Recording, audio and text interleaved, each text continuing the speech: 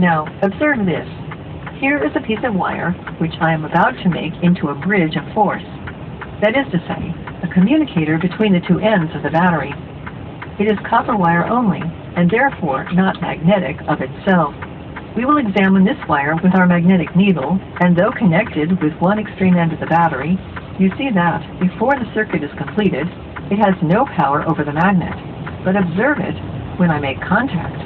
Watch the needle, see how it is swung round, and notice how indifferent it becomes if I break contact again. So you see, we have this wire evidently affecting the magnetic needle under these circumstances. Let me show you that a little more strongly. I have here a quantity of wire, which has been wound into a spiral, and this will affect the magnetic needle in a very curious manner, because, owing to its shape, it will act very like a real magnet. The copper spiral has no power over that magnetic needle at present, but if I cause the electric current to circulate through it, by bringing the two ends of the battery in contact with the ends of the wire which forms the spiral, what will happen? Why, one end of the needle is most powerfully drawn to it, and if I take the other end of the needle, it is repelled.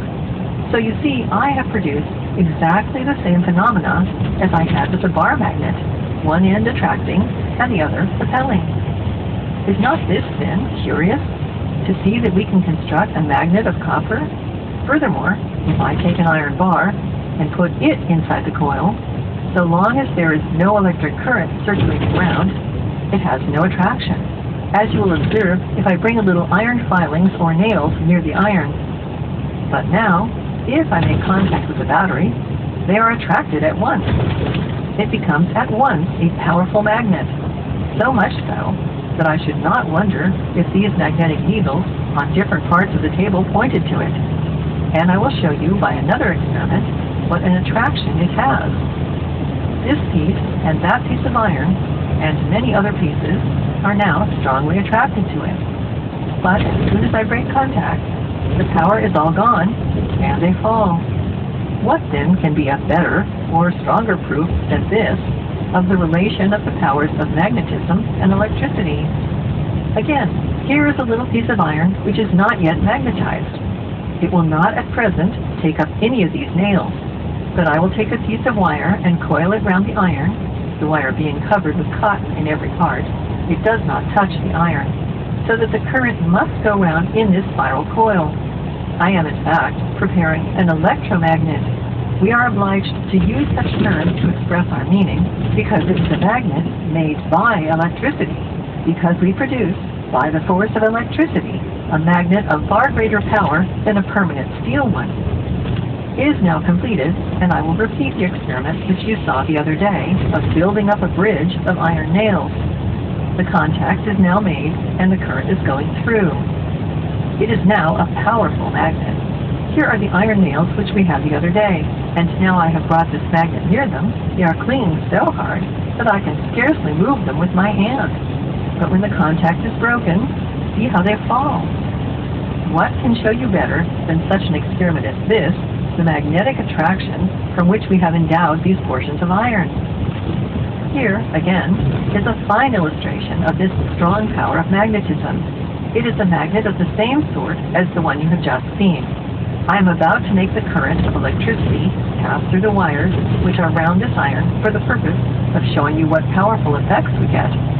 Here are the poles of the magnet, and let us place on one of them this long bar of iron. You see, as soon as contact is made, how it rises in position. And if I take such a piece as this cylinder and place it on, woe be to me if I get my finger between. I can roll it over, but if I try to pull it off, I might lift up the whole magnet. But I have no power to overcome the magnetic power, which is here evident. I might give you an infinity of illustrations of this high magnetic power. There is that long bar of iron held out, and I have no doubt that, if I were to examine the other end, I should find that it was a magnet. See what power it must have to support not only these nails, but all those lumps of iron hanging onto the end. What then can surpass these evidences of the change of electric force into electricity and electricity into magnetism? I might show you many other experiments whereby I could obtain electricity and chemical action, heat and light, from a magnet. But what more need I show you to prove the universal correlation of the physical forces of matter and their mutual conversion one into another? And now let us give place, as juveniles, to the respect we owe to our elders. And for a time, let me address myself to those of our seniors who have honored me with their presence during these lectures. I wish to claim this moment for the purpose of tendering our thanks to them, and my thanks to you all for the way in which you have borne the inconvenience that I at first subjected you to